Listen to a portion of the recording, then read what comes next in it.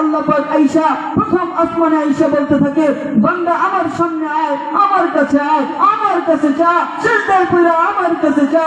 তোর কি দরকার? টাকা দরকার, বাড়ি দরকার, পয়সা দরকার, সুস্থতা দরকার, আয় আমার কাছে যা। আমি তো দেনেওয়ালা, আমি তো তোকে দিব। আমি না দিলে কে দিবে তোকে? আমি তো তোকে দুনিয়াতে পাঠাইছি।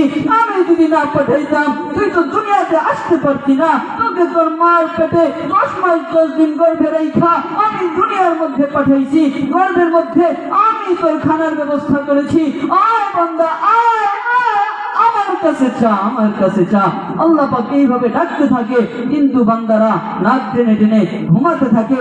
ও দোস্ত আসো, আল্লাহ পাকের কাছে চাই, গুনাহকে মাফ করিয়ে নেই। দুনিয়ার জিন্দগি অস্থায়ী আর আখিরাতের জিন্দগি চিরস্থায়ী। ওই আখিরাতের জিন্দগিকে সুফল এবং সুসজ্জিত করার জন্য, আল্লাহ পাকের রেজামন্দি হাসিল করার জন্য আসেন আমরা ইবাদত বন্দেগীর মধ্যে লিপ্ত হয়ে যাই। আল্লাহ পাক রব্বুল আলামিন আমাদের সবাইকে উক্ত কথাগুলোর উপর আমল করার তৌফিক দান করেন। নাসরুম মিনাল্লাহি ওয়া ফাতহুন করিব ওয়া বাশশিরিস সাবিরিন। আসসালামু আলাইকুম ওয়া রাহমাতুল্লাহ।